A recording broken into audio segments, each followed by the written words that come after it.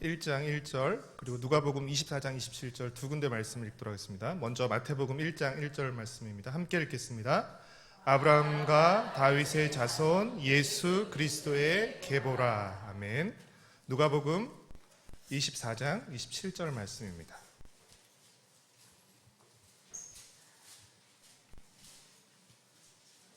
누가복음 24장 27절 말씀입니다. 함께 읽겠습니다.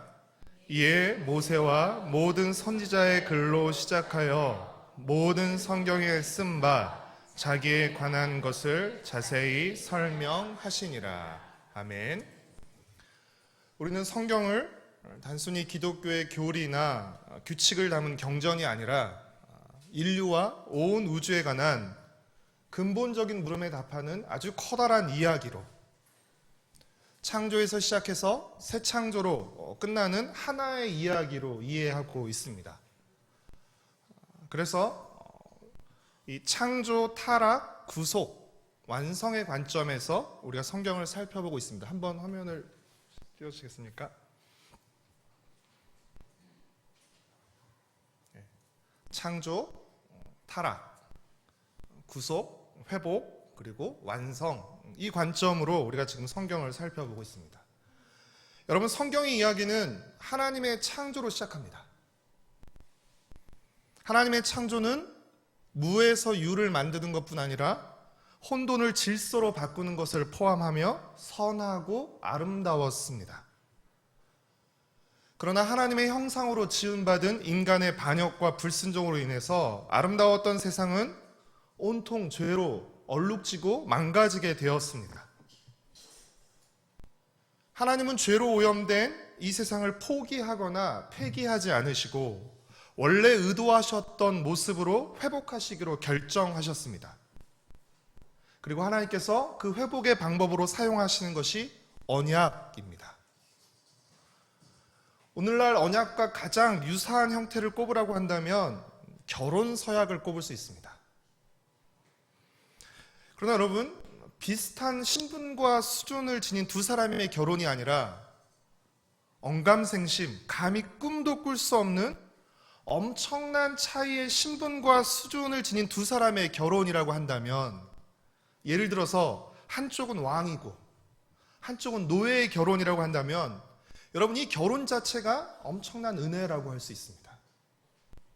그 결혼의 성립이 노예의 조건이나 자격이 아니라 왕의 사랑과 호의에 달려 있다면 그 결혼 자체가 아주 크나큰 영광인 것입니다.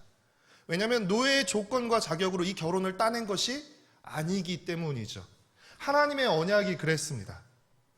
사실 하나님은 얼마든지 하시고 싶은 모든 일을 하실 수 있는 권한도 갖고 계시고 능력도 갖고 계십니다. 그렇기 때문에 굳이 언약을 맺으실 필요가 없습니다. 그냥 하시고 싶은 대로 하시면 되는 것이죠. 오히려 언약을 맺는 것은 하나님의 입장에서는 불편한 일이 되는 것입니다. 언약을 맺으면 그 언약에 매이게 되기 때문인 것이죠. 그러나 하나님은 기꺼이 언약을 맺으시고 그 언약에 자신을 묶으셨습니다. 하나님은 창세기 12장에서 한 사람 아브라함을 불렀습니다. 그리고 그와 언약을 맺으시면서 그의 자손을 통해 한 민족을 이루게 하시겠고 그 민족을 통해 모든 민족에게 복을 주시겠다고 약속하셨습니다. 아브라함을 불러 약속하시면서 아브라함의 후손으로 큰 민족을 이루게 하고 그 민족을 통해 모든 민족에게 복을 주시겠다고 약속하셨습니다.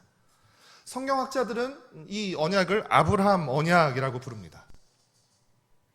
여러분, 아브라함 언약 자체가 은혜입니다. 하나님이 아브라함과 언약을 맺으신 것 자체가 은혜입니다.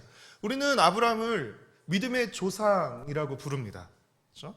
그러나 그것은 하나님이 언약을 맺으시고 지키신 결과로 그가 믿음의 조상이 된 것이었지, 그가 처음부터 남다른 믿음을 지닌 믿음의 조상이었기 때문에 하나님이 그와 언약을 맺으신 것은 결코 아니었습니다.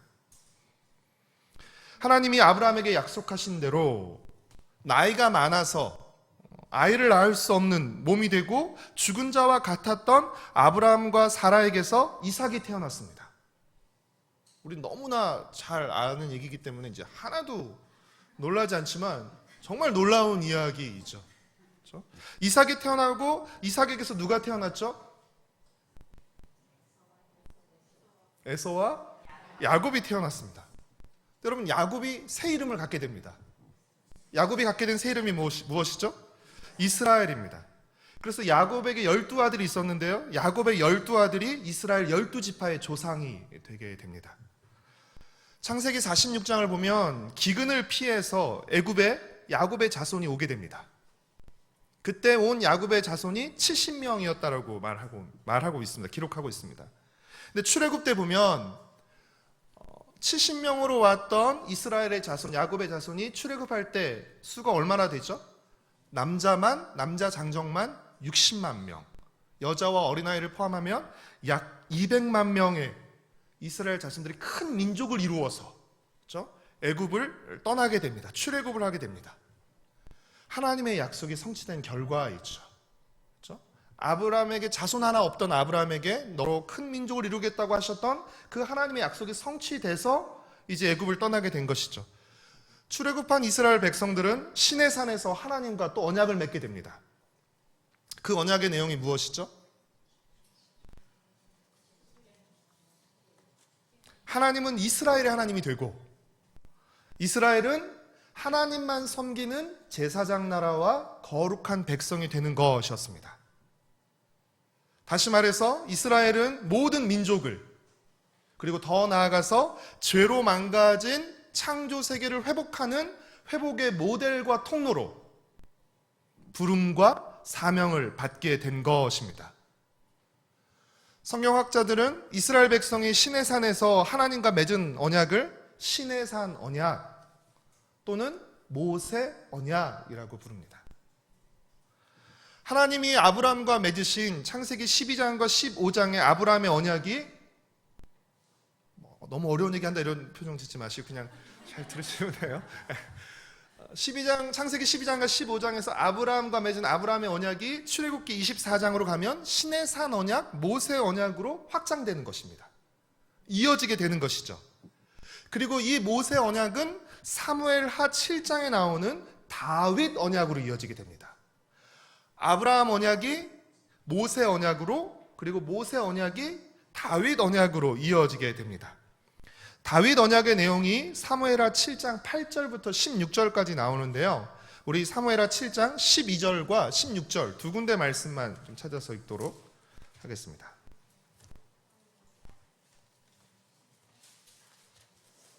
사무엘하 7장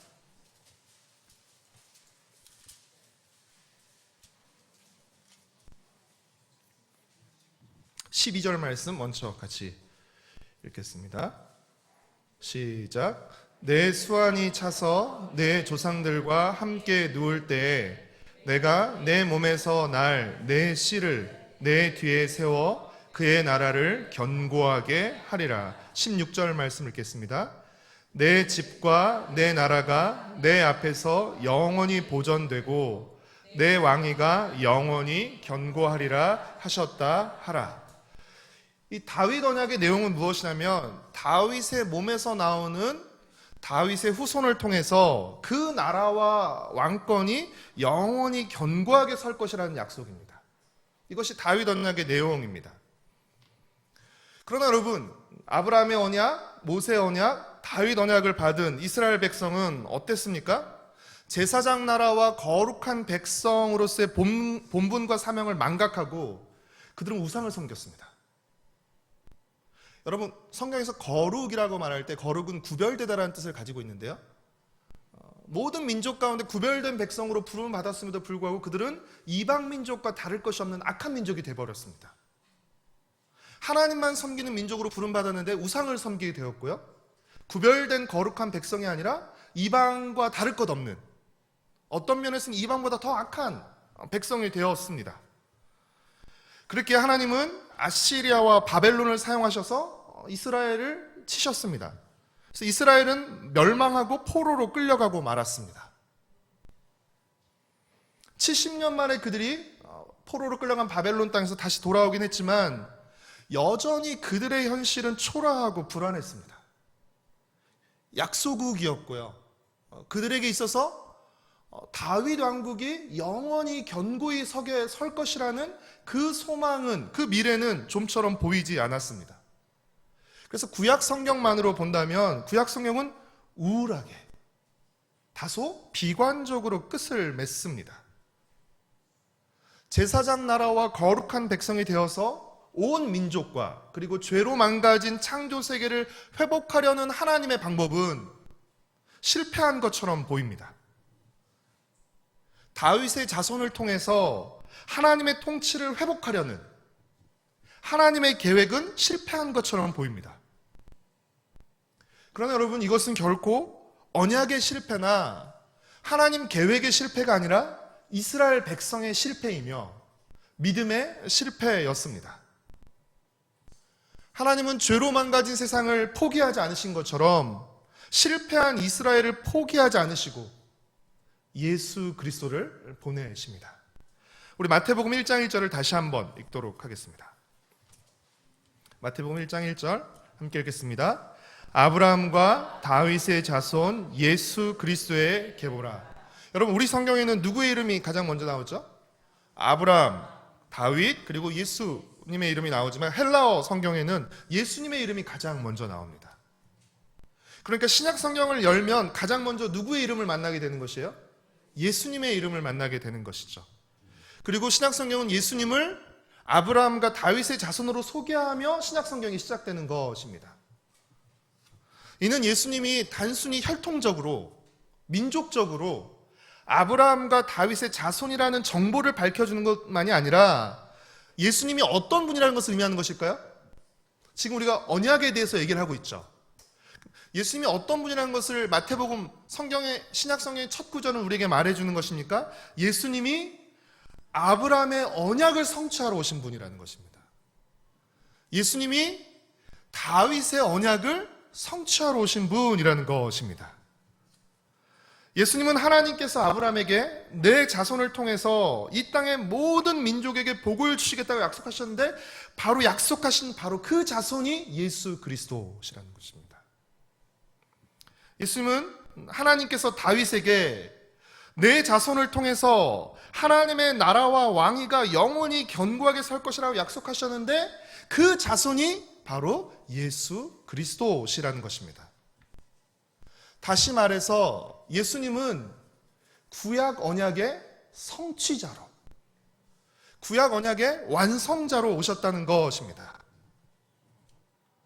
여러분, 인류의 대표였던, 우리가 성경에서 첫사람이 아담인데 아담은 단순히 가장 먼저 창조된 사람일 뿐 아니라 인류의 대표를 의미합니다. 여러분, 인류의 대표였던 첫사람인 아담은 어떤 범죄를 저질렀습니까? 들어야 할 하나님의 말씀을 듣지 않고 듣지 말아야 할 뱀의 말, 사단의 말을 들었죠. 하나님의 말씀 대신에 사단의 말을 들음으로써 첫 번째 인류의 대표였던 아담은 하나님께 반역하고 불순종했습니다. 그 결과 창조된 세계에 무엇이 들어오게 되었죠? 죄가 들어오게 되었습니다. 그리고 모든 사람은 그 죄의 종이 되었습니다. 우리가 때때로는 아담을 탓합니다. 아담이 그래서. 여러분, 아담이 아니라 우리가 그 자리에 가 있었어도요, 우리는 똑같은 선택을 했을 것입니다. 신약 성경은 예수님을 어떤 분으로 표현하는지 아세요?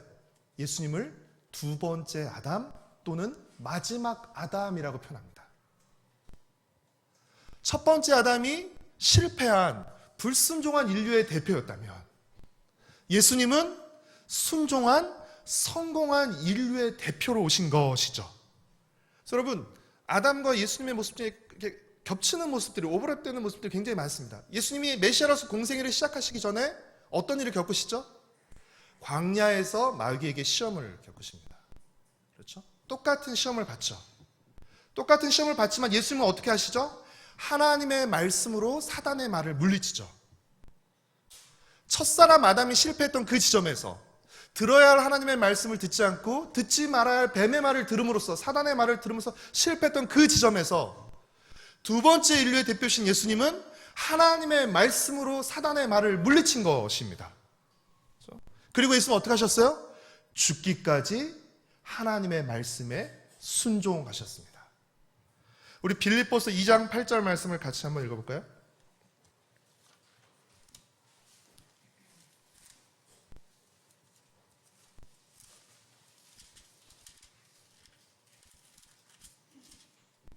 빌립보서 2장 8절 말씀 같이 읽겠습니다. 사람의 모양으로 나타나사 자기를 낮추시고 죽기까지 복종하셨으니 곧 십자가에 죽으심이라. 죽기까지, 죽는 자리까지, 그렇죠? 예수님은 온전히 철저히 완전히 순종하셨습니다. 예수님의 이 순종으로 어떤 일이 일어났죠? 여러분, 아담의 불순종으로 어떤 일이 일어났습니까? 죄가 세상에 들어오고 모든 사람이 죄의 종이 되고, 그렇죠? 그리고 죄의 삭신, 그 죽음의 결과에 운명에 처하게 된 것이죠. 그러나 새로운 인류의 대표이신 예수님의 이 온전한 순종으로 어떤 일이 일어나게 됐습니까? 로마서 5장 17절부터 19절까지 말씀을 우리 함께 읽도록 하겠습니다. 로마서 5장 17절부터 19절까지 말씀입니다.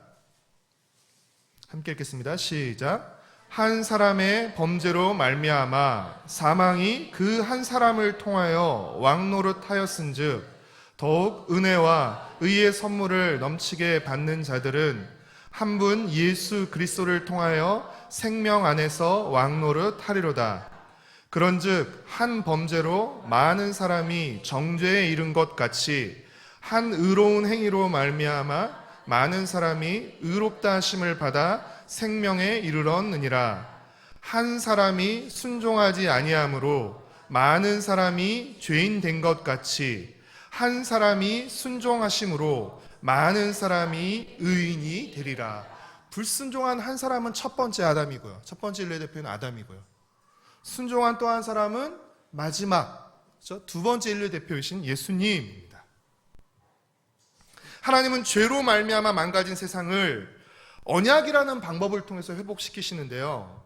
이 언약은 점진적으로 성취되고 있는 것입니다. 창세기 12장과 15장의 아브라함의 언약은 출애굽기 24장의 모세 언약으로 이어지게 되고요. 그리고 이 모세 언약은 사무엘하 7장의 다윗 언약으로 이어집니다. 이 언약들은 아브라함과 다윗의 자손으로 오신 예수 그리스도를 성취되고요. 예수님을 통해서 새 언약으로 이어지게 됩니다. 아브라함 언약, 모세 언약, 다윗 언약은 예수님을 통해서 새 언약으로 이어지게 됐죠. 여러분, 예수님께서 붙잡히시기 전날 밤 제자들과 함께 유월절 식사를 하시죠. 예수님이 유월절날 돌아가셨다는 것도 예수님의 죽음과, 그렇죠? 그 의미가 해방을, 죄로부터, 첫 번째 유월절의 의미가 애굽으로부터의 해방이었다면 예수님을 통한 두 번째 유월절은, 새로운 유월절은 죄와 사망으로부터의 해방이라는 것을 우리에게 보여주는 것입니다. 그래서 유월절 식사를 하게 되는데요. 예수님께서 유월절 식사에서 포도주를 나눠주시면서 뭐라고 말씀하시죠? 네, 마태복음 26장 28절 말씀,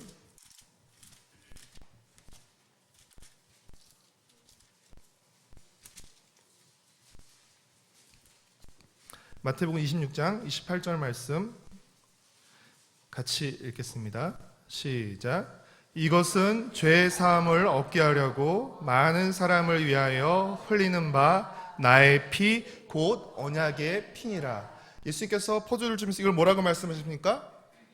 이건 십자가에서 많은 사람을 위해서 죄 사함을 얻게 하기 위해 흘린 나의 피인데 이것을 언약의 피라고 말씀하시죠. 여러분, 언약의 피는 언약 체결을 의미합니다. 십자가에서 흘리는 예수님의 피를 통해 맺는 언약을 신약성경은 누가복음, 또 고린도 전후서, 히브리서에서는 뭐라고 표현하면 새 언약이라고 표현합니다. 새 언약. 이 새 언약은 구약의 모든 언약의 성취이며 구약의 모든 언약보다 좋은 언약입니다. 월등히 뛰어난 언약입니다. 언약이 점진적으로 확장되고 성취된다고 말씀드렸죠.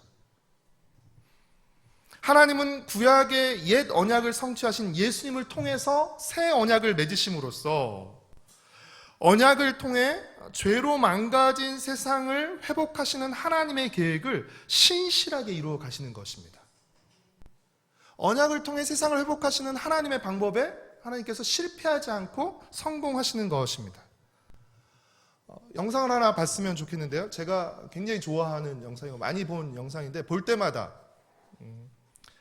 이렇게 가슴이 뛰는 영상인데요. 함께 잠깐 보도록 하겠습니다.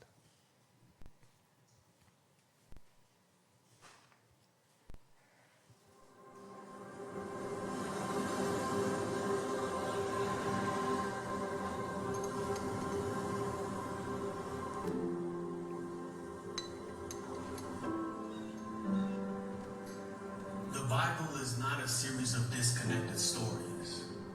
It is a single narrative in which every story, every character points beyond itself to one who is greater. The story of Adam and Eve is not just about the first man and woman. There was a true and better Adam who passed the test in the garden and whose obedience is ascribed to us. There is a true and better Abel who, though innocently slain, has blood that cries out, not for our condemnation, but for our acquittal. There is a true and better Abraham who answered the call of God to leave all the comfortable and familiar and go out into the void to create a new people of God. There is a true and better Isaac, the son of laughter, of grace, who was not just offered up by his father on the mount, but was truly sacrificed for us all. There is a true and better Jacob, who wrestled and took the blow of justice we deserve, so we, like Jacob, only receive the wounds of grace that wake us up and discipline us.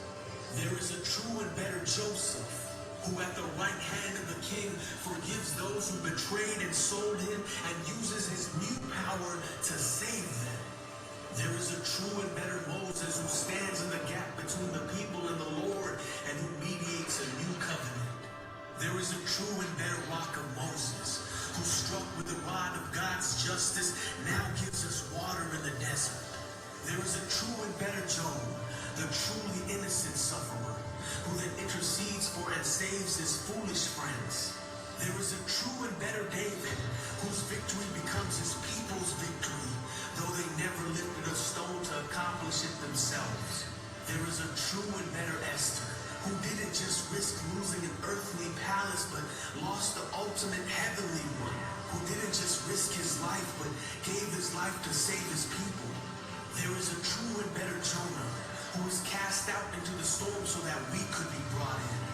There is a true and better Passover lamb, innocent, perfect, helpless, slain so the angel of death will pass over us. He's the true temple, the true prophet, the true priest, the true king, the true sacrifice, the true lamb, the true light, and the true bread. The Bible is not a series of disconnected stories. It is a single narrative that points to one person, Jesus.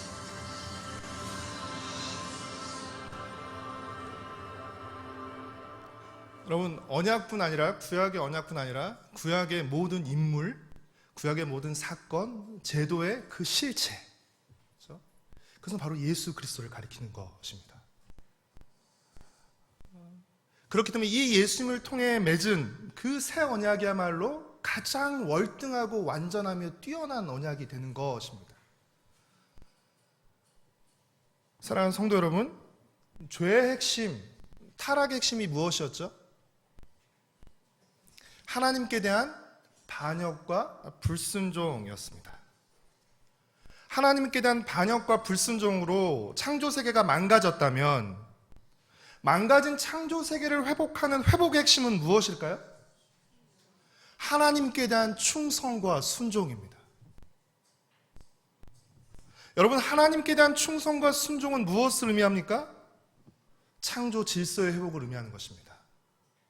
하나님을 하나님으로 인정하고 하나님의 다스림을 받는 것입니다. 다르게 표현하면 하나님의 통치의 회복을 의미하는 것입니다. 아담과 하와가 하나님의 통치를 거부하고 반역을 일으키고 하나님의 통치를 거역했죠. 스스로 하나님이 되려고 그랬죠. 다시 하나님을 하나님으로 인정하며 하나님의 통치를 회복하는 것입니다. 여러분, 예수님이 공생애를 시작하시면서 가장 먼저 선포하셨던 메시지가 무엇이었죠? 회개하라, 천국이 가까이 왔느니라 였습니다. 여러분, 이 천국이 바로 하나님의 나라입니다. 하나님 나라의 핵심이 무엇이죠? 하나님의 통치입니다. 하나님의 통치가 이루어지는 곳이 바로 하나님의 나라입니다. 사랑하는 성도 여러분, 하나님의 통치를 회복할 때, 우리가 다시 하나님의 통치를 받기 시작할 때, 우리 개인은 물론 창조 세계의 회복이 시작되는 것입니다. 다시 말해서 하나님의 통치를 회복된 창조 세계의 다른 이름이 하나님의 나라인 것입니다. 예수님은 하나님의 통치에 온전히 순종하는 삶과 사역을 통해서 하나님의 나라가 이 땅 가운데서 시작되었다는 것을 선포하신 것입니다. 하나님의 통치에 온전히 순종하는 그의 삶과 사역을 통해서 하나님의 나라가 지금 이 땅 가운데 이미 시작되었음을 선언하시고 그 나라로 우리를 초대하신 것이에요. 그것이 바로 복음인 것입니다. 하나님의 나라가 지금 이 땅에서 시작되었고 그 나라 백성으로 하나님의 통치를 받는 그 회복된 언약 백성으로 우리를 초대하시는 것이 바로 복음입니다.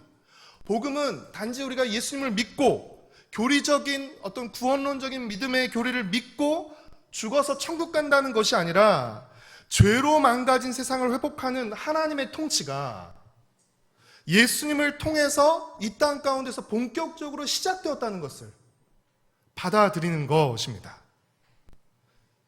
예수 그리스도 안에서 하나님의 나라가 시작되었고 하나님의 나라로 들어가는 문이 열렸다는 것입니다. 예수님이 12제자를 세우셨죠. 여러분, 예수님이 세우신 12제자는 야곱의 12아들, 그렇죠? 그래서 이스라엘의 12지파의 조상이 되었던 것처럼 예수님이 세우셨던 12제자는 새 이스라엘의 12지파를 상징하는 인물들인 것입니다. 사실 우리는 신약만 가지고 믿어도 구원받는 데 지장이 없죠. 좀 이상한 말인지 모르겠습니다. 왜 구약부터 주어서 이것이 계속 진행되는 것이에요? 하나님의 계획이, 그렇죠? 어느 날 불쑥불쑥 나온 것이 아니라 하나님의 계획이 처음부터 신실하게 계속해서 유지되고 있다는 것을 우리에게 보여주는 것이죠. 이스라엘 자손으로 오신, 그렇죠?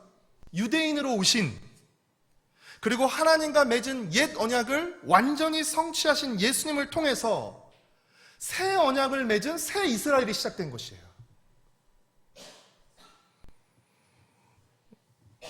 옛 이스라엘이 이사야 42장 6절에 보면 옛 이스라엘은 이방의 빛이 되라는 사명을 받았습니다. 그러나 새 이스라엘인 제자들은, 또 교회는 마태복음 5장 14절에서 어떤 사명을 받았죠? 세상의 빛이 되라는 사명을 받았습니다. 연장선상에 이때 새 언약, 또 우리 준 새 사명이 훨씬 더 뛰어나고 훨씬 더 차원이 높은 것이죠. 확장된 것이죠. 점진적으로 성취되고 있기 때문입니다. 사랑하는 성도 여러분, 모든 회복의 중심에 예수님이 계십니다.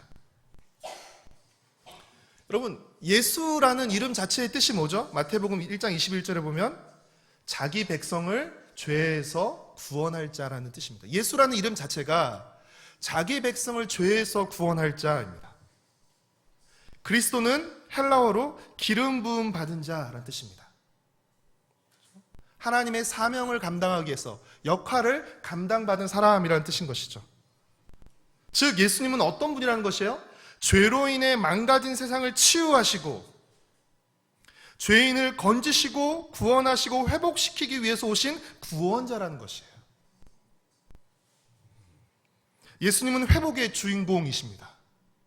그리고 회복의 창시자이십니다. 예수님을 통해 회복이 시작되는 것이죠. 여러분, 무엇이 세상을 망가뜨렸죠? 죄가 세상을 망가뜨렸습니다. 죄가 세상을 망가뜨렸다면 예수님의 십자가는 세상을 구원하고 회복합니다. 사랑하는 성도 여러분, 창세기 3장에 기록된 아담과 하와가 선악과를 따먹은 사건이 인류와 창조 세계 전체에 엄청난 영향을 미친 큰 사건이었습니다. 그러나 그에 못지않게, 아니 그보다 더 월등하게 온 인류와 창조 세계 전체에 영향을 미친 큰 사건이 있습니다. 그래서 어떤 사건이죠? 예수님이 십자가에서 죽으시고 3일 만에 죽음에서 부활하신 바로 그 사건입니다. 예수님의 죽음과 부활은 단순히 예수님 개인만의 죽음과 부활을 의미하는 것이 아닙니다. 예수님의 죽음과 부활은 우리 모두를 대표해서, 또 창조 세계를 대표해서 예수님이 죽으시고 부활하신 것입니다. 예수님은 십자가를 통해서 창조 세계를 구원하려는 목적을 예수님은 활짝 펼치신 것입니다. 십자가는 무엇입니까?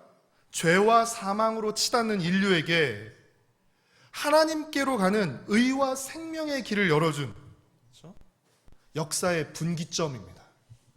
이것은 우리가 머릿속으로 생각해낸 개념이 아니라 실제 역사 가운데 존재했던, 예전에는 불순종할 수밖에 없었고 그래서 죄와 사망으로 갈 수밖에 없었던 것이 길이 없었습니다. 그런데 우리에게 십자가를 통해서 하나님께로 갈 수 있는, 의와 생명으로 갈 수 있는 새로운 길이 열리게 된 것입니다. 멸망으로 갈 수밖에 없었던 우리에게 구원으로 가는 분기점이 생기게 된 것입니다. 우리 인생에 있어서도 죄인으로 살다 끝날 수밖에 없었던 우리 인생 가운데 이제 하나님의 백성으로, 성도로 살 수 있는 인생의 분기점이 십자가를 통해 열리게 된 것입니다. 한마디로 십자가를 어떤 사건이라고 정의할 수 있을까요? 십자가는 새 창조의 사건입니다. 시작된 것입니다. 예수님의 죽음과 부활, 예수님의 십자가를 통해 하나님의 새 창조가 시작된 것입니다. 사랑하는 성도 여러분, 우리의 구원은 우리 개인에게 있어서는 가장 중요한 문제예요. 그렇죠? 창조 세계는 알겠고, 그러나 가장 중요한 건 우리 개인의 구원이죠. 그러나 하나님은 우리 개인의 구원을 넘어서서 창조 세계 전체의 구원과 회복을 목적으로 하신다는 사실을 우리는 잊어서는 안 됩니다. 우리의 구원도 어디에 포함되어 있는 것이에요? 창조 세계 전체를 구원하고 회복하는 하나님의 구원 계획 안에 포함되어 있는 것입니다. 그래서 나 하나 구원받고 끝나겠다? 이건 굉장히 얄팍한 생각이죠. 그렇죠? 이스라엘이 구약의 이스라엘이 왜 잘못된 선민의식으로 망가지게 된 것입니까? 하나님이 주신 복을 나만의 복으로 여겼기 때문인 것이죠. 그것은 모든 민족에게 하나님의 복을 보여주고 또 하나님의 복으로 이끄는 복의 통로로서의 역할을 감당했어야 되는데, 나만의 복으로 그들이 여기면서 그 복을 가두었기 때문인 것이죠. 예수님이 나를 위해 돌아가신 것 맞죠? 그렇죠? 그러나 나만을 위해 돌아가신 건 아닙니다.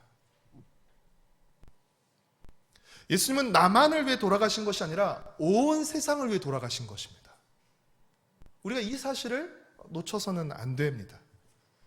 우리가 예수님을 믿고 따른다는 것은 단순히 교리적으로 예수님의 죽음과 부활이 나를 위한 것이었어 라고 인정하고 받아들이는 것만을 의미하는 것이 아니라 창조 세계 전체를 회복하시는, 회복하러 오셨고 어떻게 해요?